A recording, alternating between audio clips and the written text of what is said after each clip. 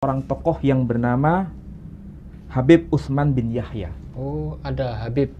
Yang Berarti Habib ini mungkin tokoh Islam waktu itu? Ya, tokoh Islam yang ada di Batavia. Oh, Dia Batavia. mufti Batavia. Dan di dalam karya ini memang disebutkan ada fatwa dilarang memberontak kepada pemerintah Belanda dan menyebutkan bahwa para pemberontak dari Cilegon, Banten itu sebetulnya melawan syariah. Oh, menurut fatwa dari Habib ini. Habib Utsman bin Yahya. Berarti larangan untuk memberontak itu ditulis di buku ini. Termasuk pelarangan untuk membaca tafsir berbahasa Belanda yang diterjemahkan oleh Sudewo ini juga dari Habib Utsman bin Yahya. Di bukunya ditulis seperti itu. Ditulis mengenai persoalan pelarangan itu. Jadi Oh. pelarangan mengenai pemberontakan itu di kitab ini, dan sekaligus bagaimana orang-orang Indonesia itu tidak boleh membaca tulisan dari Sudewo yang berkaitan dengan Quran dalam terjemahan bahasa Belanda. Nah, salah satu hal yang membuat Belanda itu keberatan dengan munculnya terjemahan Quran berbahasa Belanda yang dipelopori oleh Sudewo ini, itu karena di dalamnya karya Sudewo ini memberikan catatan-catatan terkait mengenai Alkitab. Yang sebelumnya kitab-kitab tafsir dalam bahasa-bahasa lokal itu tidak ada kutipan-kutipan selain Quran dan hadis. Tidak menyentuh ke sana. Tidak menyentuh mengenai ayat-ayat Alkitab, tidak pernah menyentuh mengenai ayat-ayat Bible, tidak menyentuh referensi agama selain Islam. Satu-satunya karya berbahasa Belanda, Quran terjemahan bahasa Belanda, itu adalah karya Sudewo ini. Dan memang ini judulnya kita baca De Heilige Quran. Jadi ini Quran dalam bahasa Belanda yang ditulis oleh Maulvi Muhammad Ali, dan ini in het Nederlands vertaald door Sudewo, yang kemudian dialih bahasakan oleh Sudewo. Jadi ini adalah karya yang membuat Belanda itu harus waspada dengan karya ini. Jangan sampai itu bisa mempengaruhi pergerakan orang-orang pergerakan Indonesia waktu itu. Dilarang oleh Belanda untuk beredar dan diedarkan. Karena apa? Dikhawatirkan mempengaruhi teologi keagamaan, penyebaran Kristen itu ya. Tentu saja ini menarik untuk dibicarakan. Kenapa itu menjadi sebab pelarangan atau pemberedelan mengenai terjemahan Quran bahasa Belanda ini. Itulah sebabnya pelarangan itu terjadi. Dan yang melarang memang Belanda. Tapi apakah Belanda langsung melarang untuk penggunaannya dan peredaran dari Quran terjemahan bahasa Belanda ini? Ya. Ternyata tidak, tapi melalui seorang tokoh yang bernama Habib Utsman bin Yahya. Oh, ada Habib. Yang Berarti Habib ini mungkin tokoh Islam waktu itu? Ya, tokoh Islam yang ada di Batavia. Oh, Dia Batavia. mufti Batavia. Dia menulis buku, ini kitab bernama. Jadi kalau di situ dilihat judul teksnya, ini kitab bernama. Ini bahasa apa? Ini kitab bernama. Ini bahasa apa? Bukan bahasa Arab, ini bahasa Melayu. Bahasa Melayu. Ini kitab bernama Manhajul Istiqomah Fid Din Bis Salamah. Judulnya ya. Penulisnya siapa? Yaitu tadi Syekh atau Habib Utsman bin Yahya. Dan di dalam karya ini memang disebutkan ada fatwa dilarang memberontak kepada pemerintah Belanda dan menyebutkan bahwa para pemberontak dari Cilegon, Banten itu sebetulnya melawan syariah.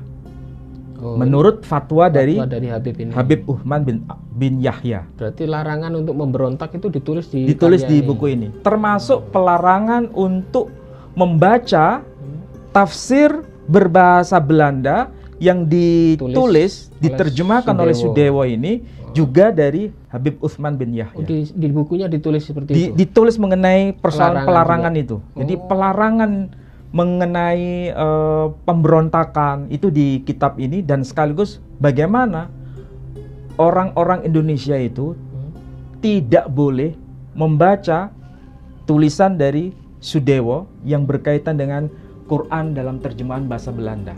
Mungkin orang bertanya, ini Quran terjemahan dari siapa ya? Atau dari kelompok mana? Memang ini adalah Quran dari kalangan Ahmadiyah memang.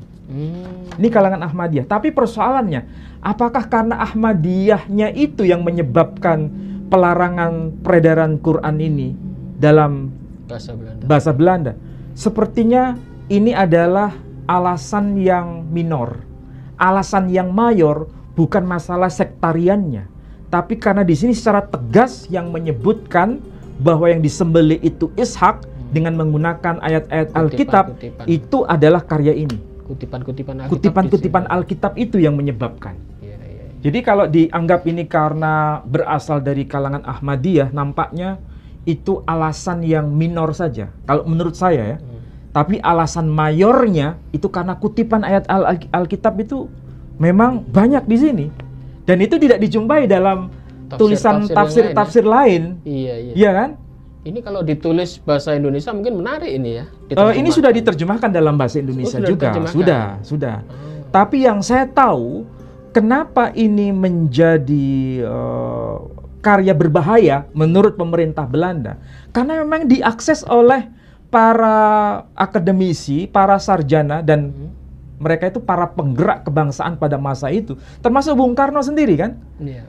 Pak Edi pernah baca tulisan yang berjudul Di Bawah Bendera Revolusi. Pernah baca. Ya kan? Iya. Di situ Bung Karno secara terus terang, saya banyak mengenal Islam dengan keislaman yang modernis, menurut beliau, itu dari buku-buku Ahmadiyah.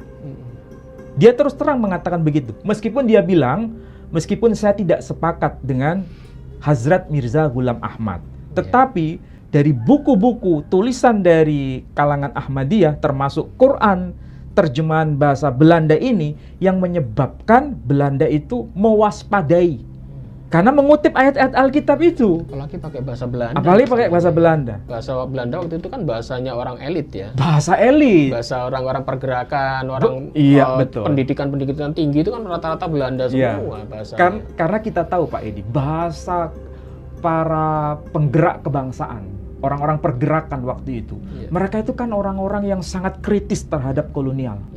Dan mereka aksesnya itu menggunakan buku-buku bahasa Belanda. Dan ternyata kitab tafsir bahasa Belanda yang pertama yang kemudian dilarang oleh Belanda ya dari kalangan Ahmadiyah ini ya. Jadi saya di sini bukan bicara mengenai sektariannya. Saya bicara mengenai kebenaran fakta. Kenapa tafsir bahasa Belanda yang pertama tidak diterima oleh Belanda, tapi justru dilarang oleh Belanda dengan menggunakan fatwa yang dikeluarkan oleh Habib Utsman bin Yahya, dan itu seorang mufti Belanda.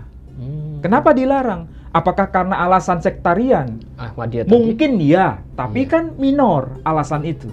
Tapi alasan mayornya adalah yang menjadi pemberatnya itu karena banyak kutipan ayat Alkitab di sini yang tentu saja itu membahayakan bagi pemerintah Belanda dan misionarisasi di Hindia Belanda. Otomatis mengkritisi Alkitab juga. Nah, itulah yang kemudian saya simpulkan bahwa ini Belanda memang bukan hanya persoalan politik yang sedang dimainkan, tapi juga persoalan teologis yang tentu saja ini dianggap ancaman bagi pihak Belanda. Itulah sebabnya Snoek Hurgouwtje kan sahabat dekat dengan Habib Utsman bin Yahya, dan yang memerintahkan untuk menjadikan Habib Utsman bin Yahya sebagai mufti Batavia adalah Snoek Hurgouwtje sendiri. Dan buku ini menarik Pak Edi. Membungkam ulama. Ya, ini bicara mengenai Snoek Hurgouwtje. Saya bacakan aja ini ya, supaya nanti gampang bisa siapa itu, ditelusuri. Tulisannya B.G. Rizkiansyah. Ya. Dan kita coba mencermati di sini ya. Saya ingin bacakan teks yang penting saja di sini. Said Utsman sudah mendapatkan kedudukan mapan sebagai guru agama. Dia dikenal sebagai ulama yang berilmu, produktif, dan tak kenal kompromi dalam soal agama. Ia dikenal pernah berpolemik dengan ulama lain dari Kepulauan Melayu Indonesia. seperti Syekh Ahmad Khatib Al-Minangkabawi. Padahal ini tokoh Syekh Ahmad Khatib Al-Minangkabawi. Minangkabawi itu adalah guru dari para ulama dari Asia Tenggara yang bermukim di Mekah. Tapi dia kontras. Dimusuhi. Bukan dimusuhi, dia kontras dengan Habib Utsman bin Yahya ini. Iya. Ia amat berupaya untuk menjaga pandangannya mengenai Islam yang murni. Untuk itulah ia menganggap penting untuk melibatkan otoritas negara atau penguasa dalam mengatur dan mengelola agama di Hindia Belanda. Pandangannya inilah yang membuatnya menjadi relasi mesra dengan pemerintah kolonial Belanda di Batavia. Dan ini bisa dirujuk dalam buku tulisan dari Snoek Hurgonje sendiri. Snoek Hurgonje mengatakan, Snoek Hurgonje amat memuji karya Manhaj al-Istiqomah yang tadi saya tunjukkan bukunya itu. Jadi Snoek Hurgonje itu mengutip karya dari Habib Utsman bin Yahya yang berjudul Manhaj al-Istiqomah, hingga ia menulis sebuah ulasan mengenainya dalam surat kabar Lokomotief dalam bahasa Belanda. Dalam artikel tersebut, Snoek menulis judul Seorang Guru yang Bermanfaat. Ini kalau diterjemahkan dalam bahasa Indonesia. Ia menilai positif karya Sayyid Utsman atau Habib Utsman itu dan menyebutkan bahwa siapapun yang mengkhutbahkan perang suci melawan pemerintah atau orang Eropa di Hindia akan berhadapan dengan Sayyid Utsman. Berarti gerakan kemerdekaan ada fatwa dilarang. Dilarang oleh Habib Utsman bin Yahya ini. Jadi Belanda itu tidak secara terus terang melawan para ulama di Nusantara, tapi dia menggunakan orang lain untuk memberikan fatwa supaya ada yang menjadi pelindung bagi Belanda ketika melakukan kebijakan tertentu. Itu berarti untuk masalah adu domba sesama ulama itu mulai zaman Belanda kan dikenal dengan Divide et Impera. Berarti sesama ulama di ya itulah sebabnya kalau kita bisa baca ini kan bisa kelihatan memang Belanda ini sangat begitu mahir dalam persoalan politik dan persoalan teologis. Dan itu diakui. Dan kita harus berterima kasih meskipun banyak orang yang nggak sepakat. Itu Ahmadiyah kan musuh dianggap menyimpang. Iya, ini kan soal sektarian. Tapi Belanda itu begitu ketakutan ketika ada Quran terjemahan bahasa Belanda, itu bahasa kaum elit pergerakan. Ternyata di situ bicara mengenai Alkitab atau Bible yang dikutip, dan itu membuat kekisruhan bagi Belanda. Itulah sebabnya Belanda menggunakan tangan dari seorang ulama yang ada di Batavia, seorang mufti Batavia yang namanya Habib Utsman bin Yahya. Berarti Sudewo ini dengan kata lain waktu itu di zaman itu seorang kristolog ini. Ya tentu saja dia menguasai kristologi. Dan itu memang sudah diakui oleh siapapun. Ini kalau kita lihat terjemahan Al-Quran karya Sudewo ini nanti mirip dengan karya Ustadz Ali besok itu ya. Malah lebih banyak nanti kutipannya. Kalau karya yang akan saya buat itu bukan hanya kutipan dalam versi Alkitab, baik bahasa Suryani yang disebut Peshitta, tapi juga bahasa Ibrani.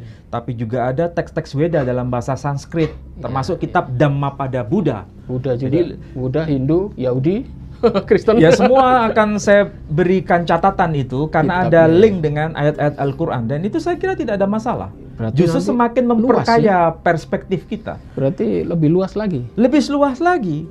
Nah kalau kita baca ini udah diterjemahkan dalam bahasa Indonesia. Judulnya Kitab Suci Al-Quran dengan terjemahan dan tafsir singkat. Ini karya dari Hazrat Mirza Masrur, karya yang direstui oleh Hazrat Mirza Masrur Ahmad, Khalifah dari kalangan Ahmadiyah ya. Khalifah Masih yang kelima. Itu catatan kakinya juga semakin memperkaya apa yang dikatakan oleh Sudewo dalam catatan kaki kitab atau buku tersebut. Saya ambil contoh tadi yang berkaitan dengan itu ya. Memang ini menarik untuk didiskusikan karena berkaitan dengan catatan versi Alkitab itu Pak Edi. Seandainya tidak merujuk pada catatan versi Alkitab, mungkin tidak ada masalah Belanda. Tapi kalau cuma sektarian aja mungkin Belanda masih acuh ya mungkin. Acuh tak acuh. Tapi kalau sudah menyentuh persoalan politik Belanda dan agama mayoritas Belanda, misi mereka, maka kan? Belanda mulai ikut campur untuk mewaspadai. Nah, saya ambil contoh di sini ya, ayat 112. Ini. Di sini ada catatan kaki misalnya begini. Kesediaan Ibrahim mengorbankan Ismail telah dilembagakan dalam peraturan Islam tentang kurban dan seterusnya ya. Di sini ada kata-kata begini. Sebagian penganjur Kristen telah gagal dan sia-sia berusaha menunjukkan bahwa karena Ismail diperanakan oleh seorang sahaya perempuan, ia lahir atas perihal manusia secara wajar. Sedang Ishak diperanakan oleh perempuan merdeka. Ia lahir oleh sebab perjanjian. Galatia pasal 4 ayat 22 ayat 23. Hal yang kayak begini itu yang membuat Belanda itu semakin mewaspadai. Karena kalau kita lihat terjemahan Quran versi bahasa Jawa yang huruf Arab Jawa atau versi bahasa Melayu yang menggunakan huruf Arab Melayu, itu referensinya Islam semua. Tapi kalau sudah berkaitan dengan versi Ahmadiyah ini, maka Belanda sudah mulai mewaspadai. Ya, kita punya hutang budi ya dengan karya ini. Sebetulnya sampai hari ini, Totali ya, itu kita lihat karya-karya orang-orang Ahmadiyah yang menyangkut masalah membahas kristologi itu banyak sekali sebetulnya. Dan tulisan mereka itu sangat detail.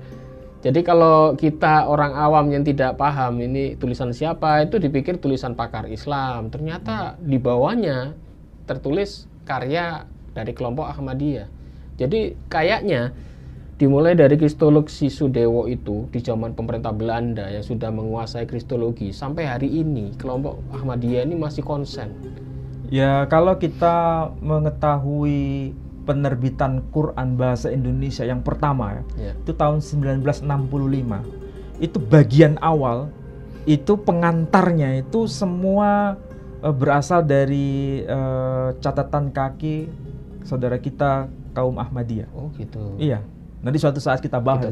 Ya. Betul nggak itu ada sumbangsih. Tapi bukan berarti ini kita bicara sektarian ya Pak Edi. Kalau bicara sektarian ini benar atau salah itu nanti urusan fatwa Majelis Ulama ya. Itu bukan urusan saya. Saya hanya bicara sebagai periset, peneliti bahwa memang kitab tafsir Quran yang pertama yang dilarang oleh Belanda itu memang dari kalangan Ahmadiyah. Tafsir yang dilarang gitu. Iya, karena pertama ditulis dalam bahasanya penguasa Belanda. Coba, bahasanya bahasa Belanda Pak Edi. Apa tidak keberatan orang-orang Belanda itu? Ini kan berbahaya kalau bahasa Belanda dibaca oleh orang-orang Belanda. Itu banyak yang terpengaruh nanti. Apalagi dibaca oleh para pergerakan orang-orang Indonesia yang melawan Belanda, kolonialisasi. Itu semakin berbahaya. Makanya Belanda meletakkan seorang mufti Batavia yang bernama Habib Utsman bin Yahya untuk segera mengeluarkan fatwa pelarangan peredaran buku ini, kitab tafsir ini dalam bahasa Belanda yang tadi saya sebutkan. Termasuk melarang pergerakan melawan pemerintah Belanda. Iya, termasuk itu. Jadi memang Belanda ini taktiknya mulai zaman dulu sampai sekarang, sampai akhir Belanda itu memang adu domba ya. Bukan hanya untuk merusak kerajaan-kerajaan kecil-kecil itu, termasuk urusan masalah agama juga. Ya, tokoh-tokohnya juga ya. Masalah agama juga ikut campur. Makanya Nugroho-nya itu orang yang kontroversial kan sebetulnya. Iya. Sampai hari ini namanya kan dikenal Abdurrahman, Syekh Abdurrahman. Pakai nama Syekh itu. Iya. Dan sudah berhaji Pak Edi. Iya. Tetapi para ulama kita mengatakan ini tidak bisa disebut ulama. Penyusup dia. Karena dia sebetulnya adalah orang non-muslim tapi membuat kekacauan dalam keislaman itu sendiri. Menyusup istilahnya. Iya. Dan banyak buku-buku yang jadi tulis bukan orang Indonesia tapi juga orang luar negeri yang mencoba untuk berbicara siapa itu Nugroho-nya. Dan memang ini orang yang mahir bahasa Arab. Iya. Berarti mereka itu para misionaris ya. Itu tidak tanggung-tanggung kalau belajar. Oh, nggak tanggung-tanggung. Jadi kalau terjun langsung ke dalam. Kalau Nugroho-nya demi kolonialisasi di Nusantara ini, maka Aceh itu jebol kan gara-gara Nugroho-nya. Gitu ya. Kalau seandainya tidak ada Nugroho-nya, Aceh itu tidak mungkin bisa ditaklukkan sama Belanda. Ya. Jadi dua bangsa besar di kawasan Asia Tenggara ini yang jebol, ya, yang bisa ditaklukkan itu gara-gara Nugroho-nya. Pertama, Jawa. Waktu itu kan perang melawan Belanda itu luar biasa di bawah pimpinan Pangeran Diponegoro, ya kan? Dan itu dilumpuhkan setelah Nugroho-nya ikut campur. Dilumpuhkan. Dan itu perang selama 5 tahun. Dan Pangeran Diponegoro dibuang sampai ke Manado. Dan kemudian dibuang ke Makassar dan wafat di Makassar. Semua ulama diboyong ke sana semua. Nah, kemudian yang prajurit-prajurit kelas bawah itu menyebar. Penyebaran itu ada tanda. Tandanya adalah setiap rumah harus ada namanya pohon sawu. Itu tandanya bahwa ini adalah pasukan dari Pangeran Diponegoro. Ya. Dan saya kemarin penelitian di kawasan Blitar bahwa semua prajurit Pangeran Diponegoro yang menyebar di semua kawasan di wilayah Jawa ini mesti tandanya di depan rumah ada wit sawu. Ada tanaman sawu. Ada tanaman sawu. Itu sebagai bukti bahwa itu adalah bagian dari prajurit Pangeran Diponegoro. Mereka itu punya anggapan sederhana, Pak Edi.